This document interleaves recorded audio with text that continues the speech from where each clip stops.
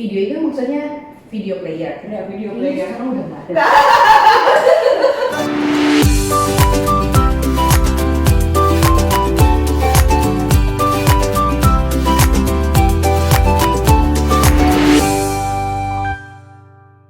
Halo, ketemu lagi bersama Learnology di segmen Dibahas Yuk. Nah, kali ini kita akan ngomongin satu hal yang benar-benar sedang booming pada saat ini, pada masa pandemi ini, terutama di bidang pendidikan, karena dalam masa pandemi ini dunia pendidikan juga merubah formasi, yaitu dengan menggunakan teknologi. Nah, kali ini Learnology sedang bersama Miss Evi. Miss Evi ini dari Little Thinkers. Nah, kita akan membahas tentang teknologi.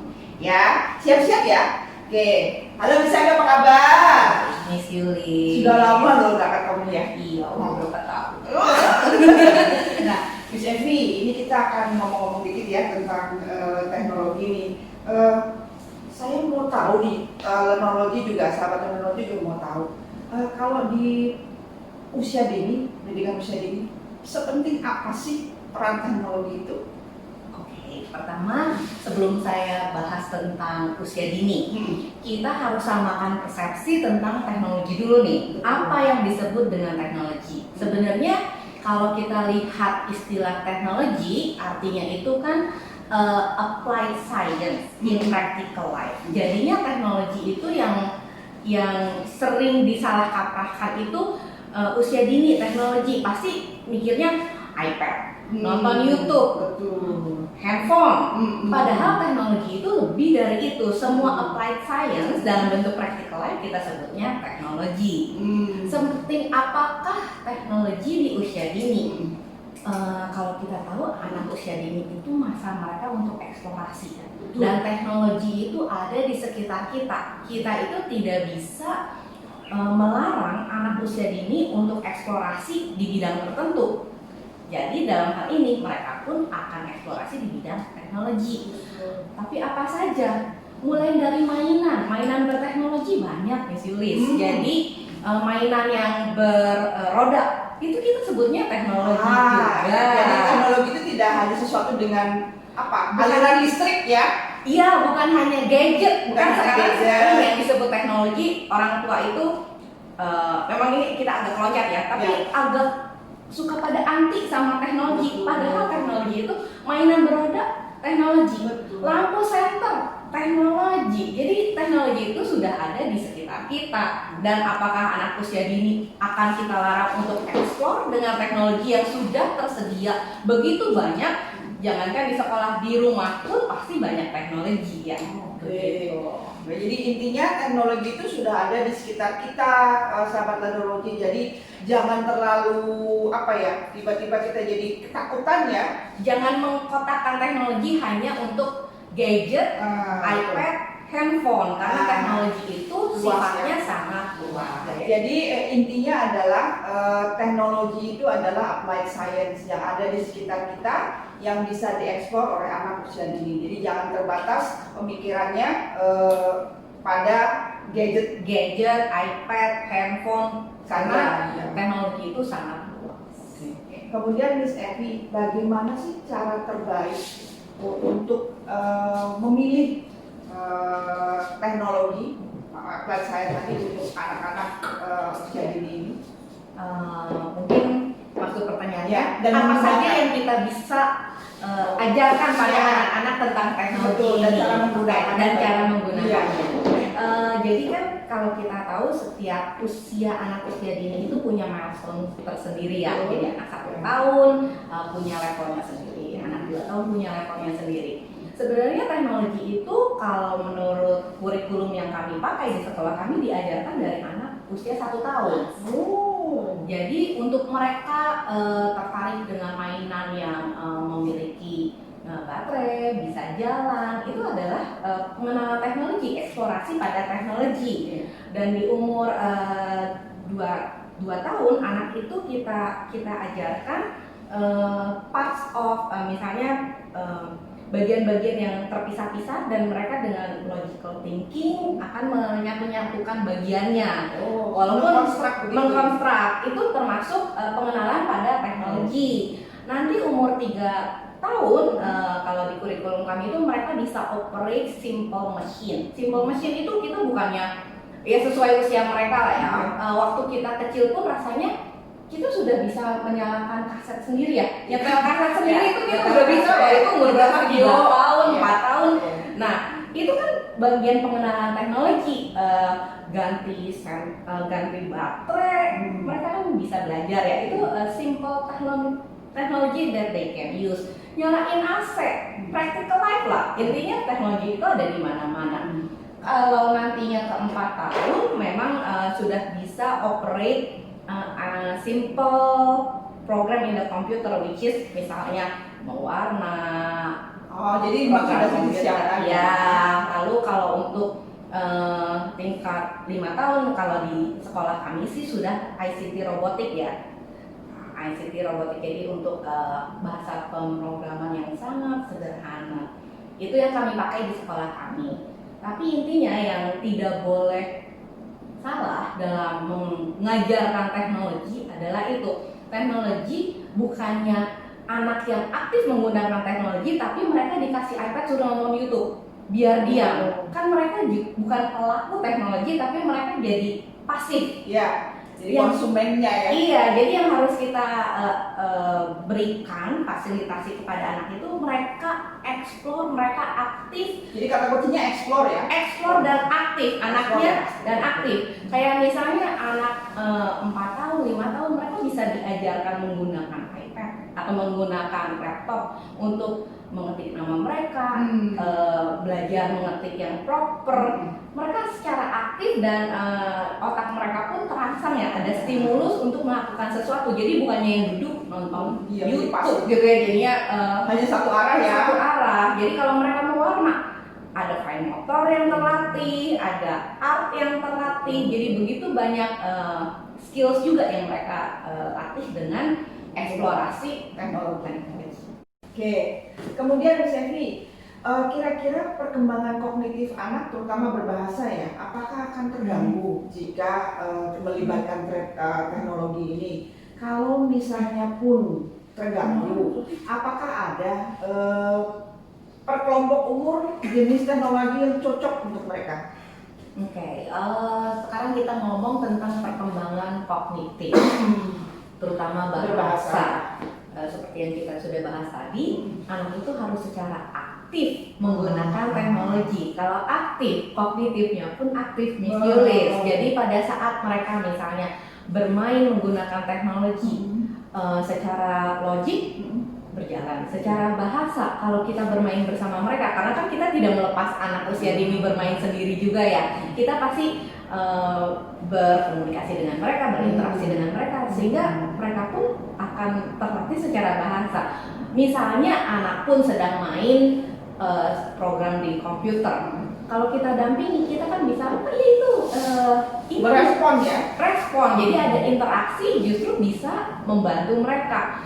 Ini pengalaman bukan sebagai pendidik, tapi sebagai ibu ya. Anak saya umur 3 tahun sudah dibelikan komputer oleh ayahnya, dan dia menggunakan komputer itu karena dia melihat orang tuanya menggunakan komputer itu dari pagi sampai malam secara aktif ya. Kita menggunakan komputer secara aktif, kita mengetik yang dia lihat, mengetik, sehingga saat dia punya komputer sendiri, dia pun secara aktif menggunakan komputernya. Kita berikan program-program pendidikan, phonics, coloring, math, dan dia itu belajar vocab dari komputernya itu sendiri. Jadi bukan seperti yang saya tadi sudah sampaikan dan akan diulang, mereka harus secara aktif dalam mempelajari atau dalam menggunakan teknologi. Ada interaksi dengan pendamping.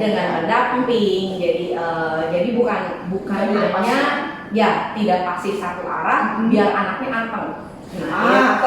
Dicatat itu sahabat teknologi. Jadi tidak berbahaya, atau maksudnya perkembangan kognitif tidak akan terganggu asalkan si anak ini aktif dan selalu didampingi. Iya, untuk yang robotik memang kita sengaja nih di sekolah robotiknya itu selalu dalam bentuk berkelompok. Dan mereka itu harus berkomunikasi dengan kelompoknya untuk memprogram teamwork gitu ya? teamwork. Jadi bagaimana bahasanya tidak terlatih, bagaimana logiknya tidak terlatih, malah mereka kadang-kadang ada konflik juga karena yang satu pengen ke kiri, satu pengen ke kanan, dan mereka harus solve the conflict, dan itu semua berhubungan dengan cognitive problem solving juga, dan sosial juga ya. Sosial juga. Jadi walaupun kita belajarnya teknologi, walaupun kita menggunakan teknologi, aspek-aspek lain pun sebenarnya tercover.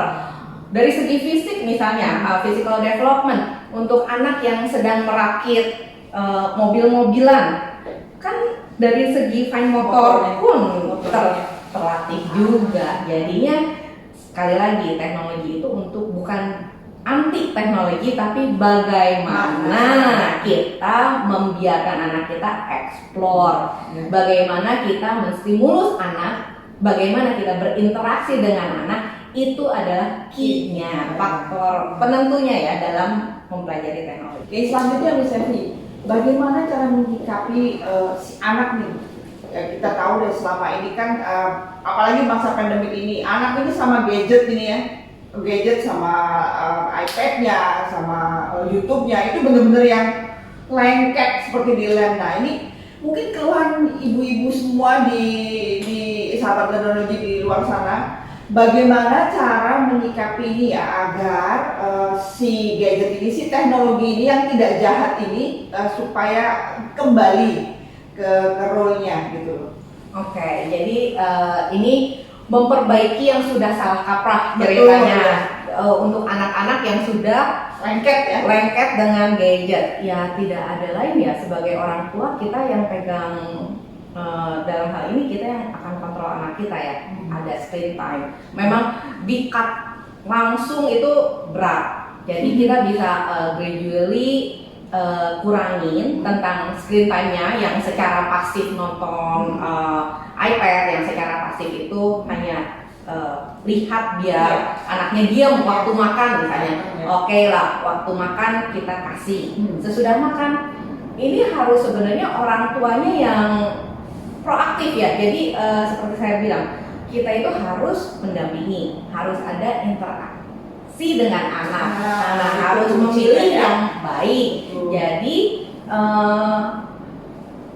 kayaknya kalau anak diajak main sama mamahnya dan disuruh nonton YouTube, kayaknya lebih mereka pilih main sama mamahnya deh rata-rata. Asal si mamanya juga harus yang lebih aktif ya. Iya betul. Jadi maksudnya ini adalah effort orang tuanya.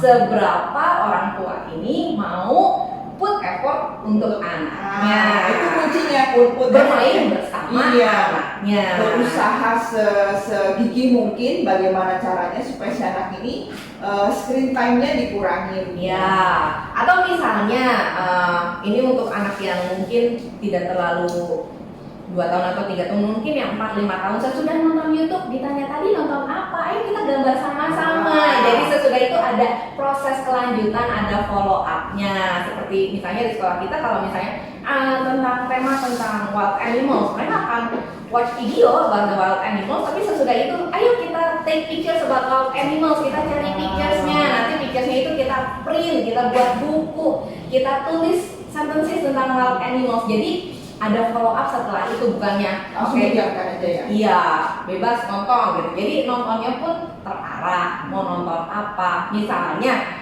nonton lagu, anak-anak seneng nonton lagu nih yang kecil-kecil. Nah sambil nonton lagu, jangan biarkan dia duduk di high chair dan cuma nonton pasif. Ajak berdiri, ajak loncat-loncat, ajak nari, ikut sing along ya. Sing along, ikut dance along, move along. It will be different. Itu kuncinya. Jadi orang tua harus aktif berinteraksi dengan si anak di saat si anak ini screen time ya. Jadi supaya screen time-nya ini pun tidak menghantui si anak gitu ya. Jadi anaknya tidak pasif. Tidak pasif ya. Iya, tidak hanya benar-benar lihat satu arah ya, karena memang kalau seperti itu yang terganggu pasti konsentrasi.